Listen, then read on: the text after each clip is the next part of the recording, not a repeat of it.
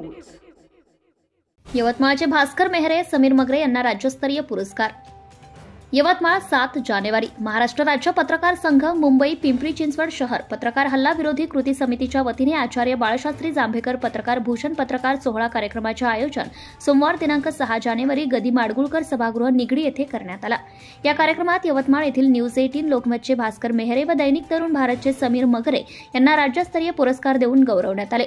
यावेळी व्यासपीठावर संपादिका सरिता कौशिक, अभिनेता किरण माने, पद्मश्री गिरीश प्रभुणे, आमदार अमित गोरखे, सचिन जवळकोटे, उद्योजक संजय कलाटे, यशवंत भोसले, प्रदेशाध्यक्ष वसंत मुंडे, सरचिटणीस विश्वासराव आरोटे, संघटक संजय भोकरे, शिवसेना उपनेते इरफान भाई सय्यद, वैभव विधाटे, प्रदेश उपाध्यक्ष नितीन शिंदे, शहराध्यक्ष अतुल क्षीरसागर, माजी शहराध्यक्ष पराग कुंकुलोळ, पत्रकार हल्ला विरोधी कृती समितीचे प्रदेशाध्यक्ष गोविंद वाकडे, सचिन चपळगावकर, पत्रकार संघ सदस्य उपस्थित होते।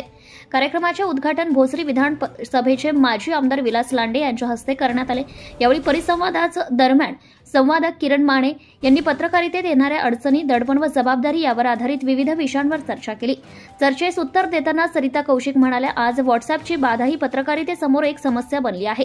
व्हॉट्सअपवर आलेला प्रत्येक मेसेज, प्रत्येक माहिती ही बातमी नसून ती पडताळून पाहणे गरजेचे असते। कित्येकदा यातून समाजात चुकीचा संदेश जातो, त्यामुळे व्हॉट्सअपवर आलेला मजकूर हा अनेकदा पत्रकारितेत बाधा उत्पन्न करतो। कार्यक्रमादरम्यान आचार्य बाळशास्त्री जांभेकर पत्रकार भूषण 2025 पुरस्काराने महाराष्ट्र राज्यातील पत्रकारांना सन्मानित करण्यात आले।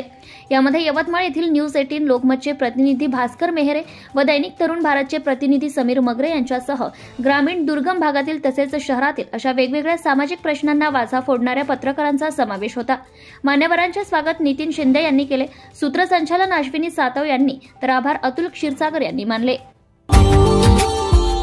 Subscribe now and press the bell icon. Never miss an update.